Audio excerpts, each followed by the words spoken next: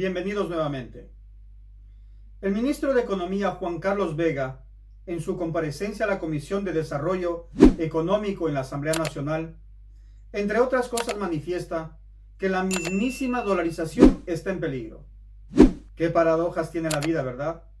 Esta medida económica ultraortodoxa que se la tomó en el gobierno de Yamil Mahuad y que pasados ya más de 20 años de eliminar el sucre, aquella moneda que nos daba identidad soberana, y que bien manejadas las políticas macroeconómicas no tendría por qué darnos problema, pero impusieron el dólar norteamericano como moneda de curso legal en el país. Los ineptos neoliberales en el país, como argumento para asustar a la gente, siempre en las elecciones sacan el tema, el cuco de la desdolarización, y ahora otra vez. Creo sinceramente que ellos son los más temerosos de que eso pase en sus propios gobiernos, porque no saben nada absolutamente de macroeconomía, y si lo saben no quieren aplicarlo. Y a las pruebas me remito. 6 años de desgobierno de Moreno y de Lasso, y la deuda externa subió a niveles inconstitucionales inclusive, y ni una sola obra.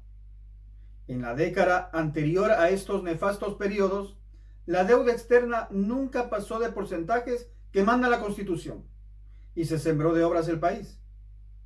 Además, en la comparecencia del ministro Vega, hubo declaraciones de la señora Mónica Palencia, que muy enfadada ella defiende a ultranza el incremento del 12 al 15% del impuesto al valor agregado IVA. Entre otras cosas, porque dice que es de recaudación rápida, y tiene razón. Y se atrevió a llamar la atención a los legisladores que se oponen a la medida. La ministra critica la pregunta que la gente de a pie se hace. El de a pueblo. ¿Por qué tiempo será la medida? ¿Por 6 meses? ¿Un año? ¿Cuánto tiempo? Creo que es lógica su inquietud. Les comento algo. Le he dado vueltas a mi cabeza y se me ocurre proponer, a nombre personal, muy personal, esta idea al señor Vega y a doña Mónica, para ver si así se le pasa su enfado. Los emigrantes, quienes fuimos expulsados por esa economía perversa impuesta por los neoliberales, siempre pusimos el hombro por el Ecuador. Siempre. Nosotros apoyamos verdaderamente, no de bla bla bla, para que se fortalezca la dolarización. No se olviden que el año pasado, en el 2023, solamente en ese año, enviamos en remesas más o menos 5.000 millones de dólares a Ecuador. Propongo que se estudie un impuesto del 1% al envío de esas remesas. Eso daría 50 millones de liquidez, igualmente rápido. Ese sería nuestro aporte real de quienes vivimos fuera. Pero a cambio, que los banqueros y grandes fortunas también se comprometan a hacer un aporte, un impuesto para la causa, que ahora mismo lo más urgente es combatir la inseguridad, y que el gobierno dé marcha atrás en esa mamarrachada de consulta popular propuesta, pero que ya por lo menos se ha eliminado la pregunta de los casinos. Algo hemos conseguido. Este es un desafío frontal, es un pulso que, insisto, a título muy personal, les hago a las grandes fortunas del país. La primera comparecencia a la Comisión de Desarrollo Económico de la Asamblea fue el ministro de Economía, Juan Carlos Vega. En su exposición destacó que el objetivo del régimen con el incremento del IVA es recaudar al menos 1.306 millones de dólares. Reconoció que además de cumplir el objetivo de financiar la guerra contra el terrorismo, es parte de las medidas para solventar los problemas de la economía, déficit, retrasos, falta de liquidez, entre otros. Expone los riesgos de no tomar ninguna medida. El impacto principal, rotura de la cadena de pagos, reducción de la liquidez nacional, afectaciones del sistema financiero y finalmente hay que decir con todas sus letras, poner en riesgo la dolarización, porque la dolarización es un sistema cerrado que depende de la entrada y de la salida de dólares, ¿no es cierto? Vega asegura que se recaudarán algo más de 2.000 millones de dólares con otras medidas. Las retenciones a grandes empresas, mantener el ISD en 3.5% y la remisión tributaria del último mes. Insistió en que las cuentas públicas exigen ingresos permanentes para poder enfrentar la crisis económica. Como es el IVA, para cubrir las necesidades, primerito, y primordialmente de combate, pero también las necesidades básicas que provee el gobierno: salud, educación. Según el director del Servicio de Rentas Internas, la afectación del incremento del IVA se reduce porque ese impuesto no se cobra a alimentos de primera necesidad y otros de la canasta básica. La población de menos recursos del país consume mayormente estos bienes y servicios que están grabados con tarifa 0%. Por eso es que decimos que el impacto a los más pobres es mínimo. La ministra de Gobierno, Mónica Palencia, resaltó que el IVA es un impuesto que se empieza a recaudar de manera inmediata y eso facilitará la urgente liquidez que exige la lucha contra el crimen organizado. Llamó la atención a los legisladores para que revisen sus posiciones frente a los grandes recursos de los grupos narcoterroristas. Si nosotros no nos unimos fuertemente, perdemos territorio, perdemos soberanía y seguimos discutiendo. Me van a disculpar si vamos a aumentar el IVA por 3 meses, por 6 o por 1 año. Señores, somos el país que menos IVA paga. Las comparecencias del comandante de la policía y el jefe del Comando Conjunto de las Fuerzas Armadas fueron reservadas por los temas de seguridad que se trataron. La comisión recibirá a otras autoridades el próximo viernes. En Ciudad de Panamá se da la captura de Daniel Salcedo Bonilla la tarde del martes 16 de enero, cuando manejaba un vehículo particular y los policías, en un operativo de control, lo retuvieron y constataron que tenía una alerta de notificación roja de Interpol desde Ecuador. En coordinación con la Policía de Panamá, se inició la deportación de Salcedo, procesado por el caso Metástasis, después de su captura llevada a cabo por la fuerza pública de dicho país. Su captura se dio en un operativo de control vehicular.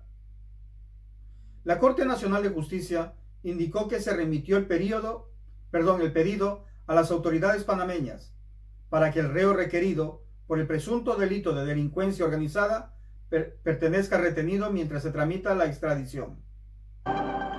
Daniel Salcedo, uno de los procesados en el caso Metástasis por delincuencia organizada, llegó esta madrugada al Ecuador tras ser capturado en Panamá.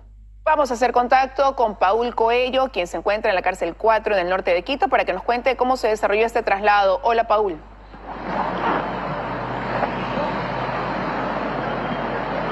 Gracias, Liz Milton. 7 de la mañana, 11 minutos. Efectivamente, nos encontramos nosotros en los exteriores de la cárcel 4, ubicado en el sector del Condado, al norte de la capital. Y comentarles un poco cómo se realizó el proceso. De lo que conocemos y según nos ha manifestado la Policía Nacional, el vuelo desde Panamá salió a eso de las 4:30 de la tarde. Posterior hizo escala en Panamá, en Medellín, en Colombia. Luego se dirigió acá a Ecuador. El vuelo llegó a eso de las 11:40 de la noche. Posteriormente se le leyeron los derechos a Daniel Salcedo Bonilla, luego fue trasladado hacia la Corte Nacional de Justicia, donde se realizó un proceso legal que duró aproximadamente 3 horas y posteriormente fue trasladado hasta la unidad de flagrancia y reiteramos, a eso de las 4:30 fue trasladado acá a la cárcel 4, ubicado en el sector del Condado. Según ha manifestado el director de investigaciones de la Policía Nacional, Daniel Salcedo Bonilla fue capturado por el caso Metástasis. Ahí pueden observar en imágenes, en estos momentos hay un fuerte contingente militar y policial en el exterior de la cárcel de este centro penitenciario ubicado en el sector del Condado. Pero queremos mostrarles lo que manifestó precisamente sobre este proceso el director de investigaciones, el general Zarzosa. Escuchemos. Es necesario indicar que el ciudadano Daniel S., juntamente con el ciudadano Álvaro P., 2 ciudadanos ecuatorianos, fueron identificados el día martes 16 en horas de la tarde en circunstancias que se encontraban movilizándose en un vehículo particular. Es así que inmediatamente individualizados e identificados fueron puestos a órdenes de la autoridad migratoria en Panamá, la misma que luego de verificar el tema de los antecedentes penales que fueron transmitidos desde la República del Ecuador hacia Panamá, establecieron el tema de la irregularidad de su permanencia migratoria, razón por la cual procedieron al tema de la deportación migratoria irregular.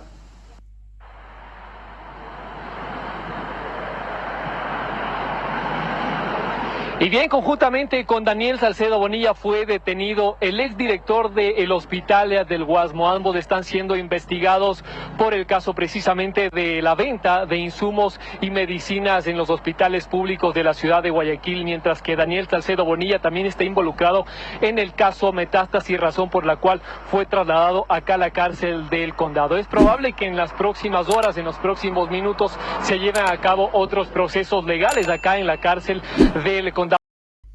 Y debido a la lamentable y violenta desaparición del fiscal César Suárez, quien investigaba el asalto por delincuentes a TC Televisión, así como grandes casos de corrupción ocurrido el miércoles pasado en la ciudad de Guayaquil, debido a este suceso, la fiscal general de la Nación, Diana Salazar, manifestó que no se amilana y que su labor y de sus compañeros sigue intacta. Pienso que con esas palabras y sentido pésame a sus familiares no es suficiente. Mejor dicho, no sirve de nada. Se debería poner más protección a demás fiscales y todos servidores públicos que de una u otra manera trabajan en contra del crimen organizado. Ante el asesinato de nuestro compañero César Suárez, fiscal de la Unidad Nacional Especializada en Investigaciones contra la Delincuencia Organizada Transnacional en Guayas, voy a ser enfática.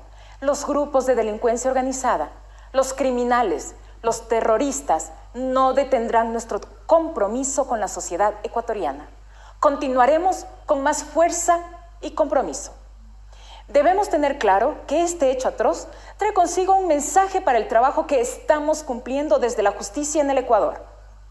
Hacemos un llamado a las fuerzas del orden para garantizar la seguridad de quienes nos encontramos en el cumplimiento de nuestras funciones y al Consejo de la Judicatura para que autorice que las audiencias que conoce la UNIDOT se desarrollen de manera telemática, de forma que podamos alcanzar los objetivos que nos hemos planteado.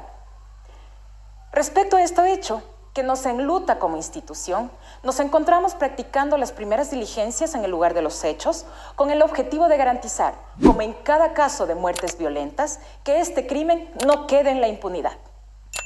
Para concluir, quiero expresar mi más sincera nota de pesar a su familia y compañeros.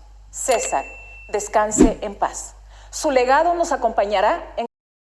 Muchas gracias a todos por llegar hasta aquí, hasta el final del vídeo. Les deseo un buen fin de semana. Volvemos mañana.